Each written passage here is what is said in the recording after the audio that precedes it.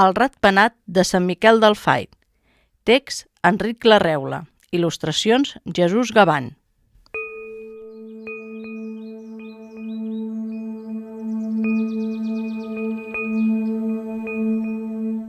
Fa molts i molts anys, Sant Miquel del Fai era molt diferent de com és ara.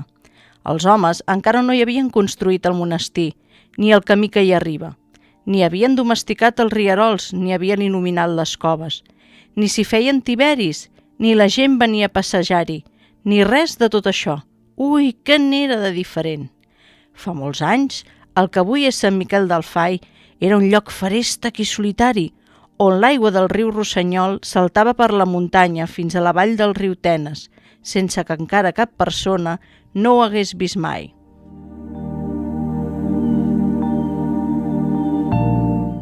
Fa molts i molts anys, doncs, on ara hi ha Sant Miquel del Fai, només hi vivien els animals. A més, com que les persones encara no havien arribat fins aquí, hi havia molts més animals que no pas ara. Hi havia ossos, llops, gats fers, martes, mosteles, teixons. Pels rierols nadaven les llúdrigues i senglars, cérvols i cabirols baixaven de la muntanya per abeurar-se en els estanys d'aquest indret. Ara és bonic, però fa molts anys, això que és Sant Miquel del Fai era una meravella. I una altra cosa que encara no havia dit, en aquella època tan reculada, els animals parlaven i s'entenien entre ells.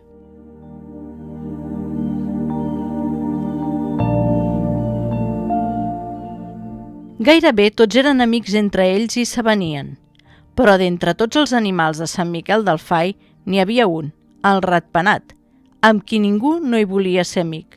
Com que el veien tan estrany i diferent dels altres, se'l miraven amb menyspreu i li deien de tot, que si era lleig, que si era xato, que si era això, que si era allò. Ell, pobre, prou que procurava fer-se el simpàtic perquè l'admetessin a la colla, però no hi havia manera. Cada cop que el veien volar, li feien broma i l'escarnien. «Però tu què ets? Una rata o un pardal?» li deia un. «Deu ser un borinot amb orelles, per això vola d'aquesta manera tan estranya», li deia l'altre, rient-se'n. «Voleu dir que no és mig rata, mig paraigua?», deia una altra pixant-se de riure. I ell, pobre, van agafant tanta vergonya que finalment, perquè els altres no se n'enfumessin, va acabar sortint només de nit, quan hi havia poca llum i ningú podia veure'l, just per menjar una mica i tornar al lloc on dormia. I així va anar passant el temps.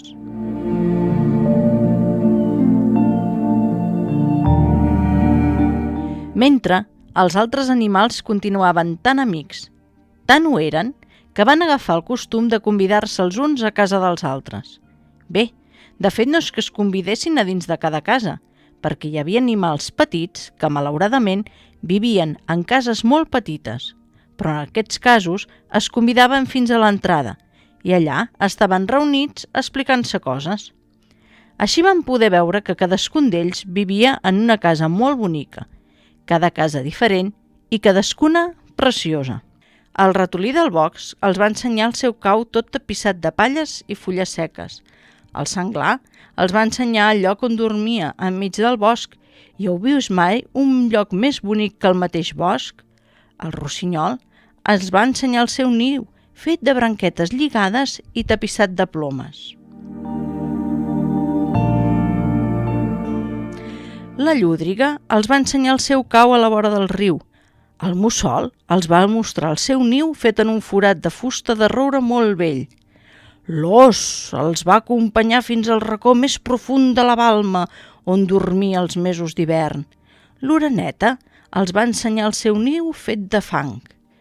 I tots els animals es van mostrar als seus companys el seu niu, el seu cau, el seu recer, el seu jaç o el seu aixopluc.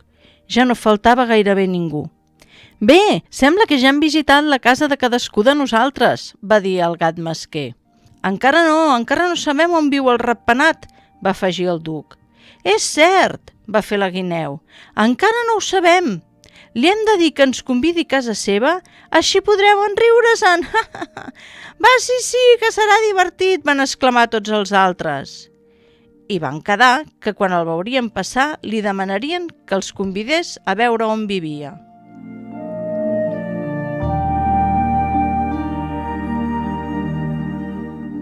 Així al vespre, quan el ratpenat va aparèixer pel cel, tots van córrer a saludar-ho. Bona nit, ratpenat! Ell es va estranyar que el saludessin tan cordialment perquè sempre que el veien se li en reien. Bona nit, va respondre tímidament. És que ara dèiem, va dir-li el gat mesquer, que encara no sabem on vius i hem pensat que podries ensenyar-nos la teva casa. És que allà on vic no us agradaria.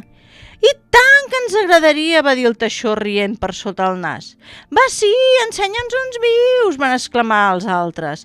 És que... encara es va resistir ell. Res, home, no parlem més, va fer el duc. Tots ens hem ensenyat les cases i ara tu et vols fer l'estret. Bé, d'acord, va dir el ratpenat. Si voleu venir a casa... Sí, van cridar tots. Doncs visc en una cova que hi ha aquí al pendent de la muntanya.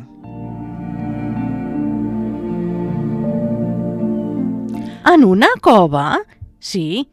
Va, ensenya'ns-la. De debò, voleu venir a casa meva? Va preguntar el ratpenat estranyat d'aquella sobtada amabilitat dels altres animals. Sí, volem veure on vius. Com vulgueu, us va bé venir dimecres. Dimecres? Van preguntar el gran mesquer. Per què no avui mateix? No, avui no pot ser, va respondre el ratpenat. Si voleu veure com és el lloc on visc, hauré d'anar a buscar ajuda. Quina cosa més estranya. D'acord, doncs, vindrem dimecres, van dir totes les bèsties divertides. Doncs dimecres a la tarda ens trobem tots aquí i us acompanyaré, perquè el camí per arribar-hi és una mica complicat.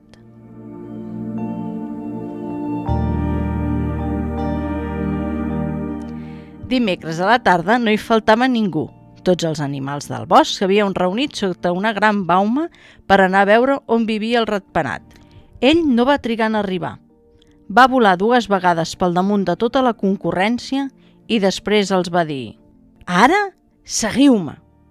Totes les bèsties els van seguir fins al començament del precipici, mentre algunes anaven fent broma i comentant entre elles en veu baixa: «Si allò que on viu és tan lleig com ell, pots comptar com deu ser. Diu que viu en una cova, pots comptar quina misèria!»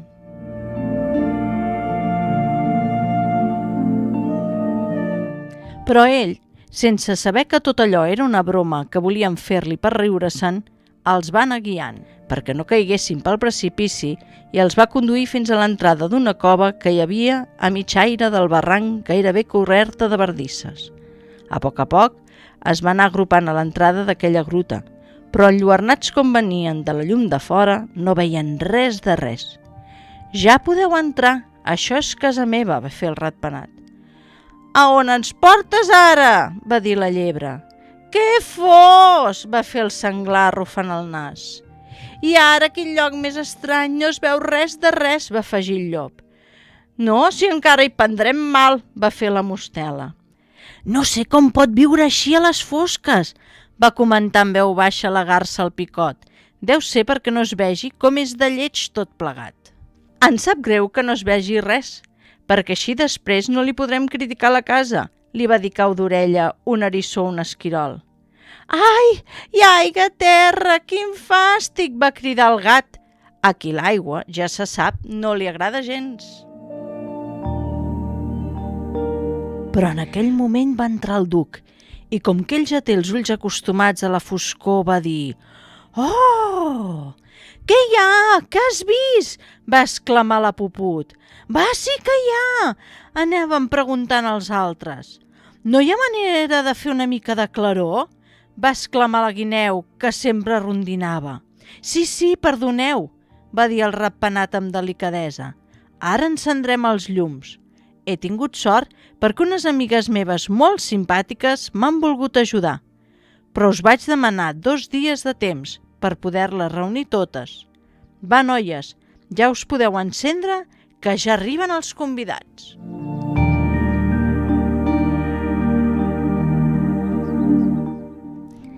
En aquell moment, 1000 cuques de llum es van anar encenent ara l'una, ara l'altra, i cada nova cuca que s'il·luminava nous racons de la cova es feien visibles noves ombres i nous colors apareixien i noves sorpreses quedaven al descobert.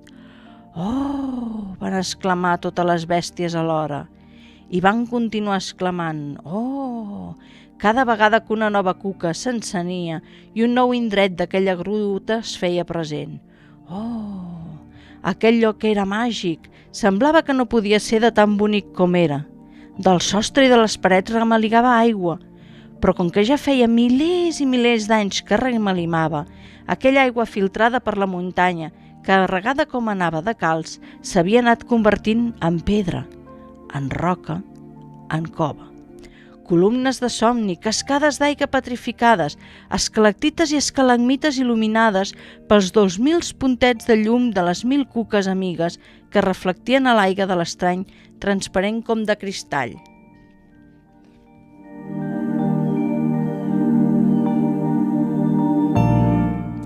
Totes les bèsties s'havien quedat amb la boca oberta sense saber què dir. No tenien paraules per expressar la seva sorpresa.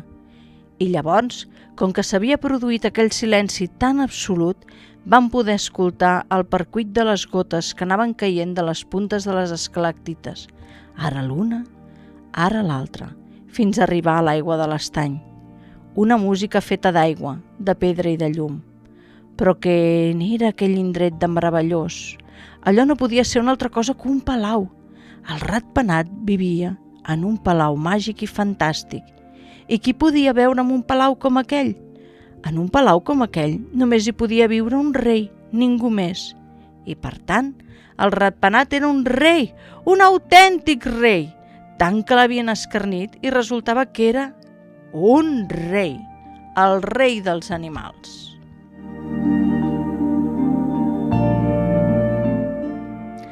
Per això, al cap d'una llarga estona de silenci que tots mantenien, es va sentir la veu del duc cridant emocionat. «Visca el rei! Visca!», van cridar totes les bèsties alhora. I des d'aquell dia, tots els animals de la vall del Tenes van aclamar el ratpenat com a rei dels animals de Sant Miquel del Fai. I encara a hores d'ara, tot i que han canviat tant les coses que sembla que no pugui ser, com a rei és tingut per tothom, sigui bèstia o persona, que conegui bé la història.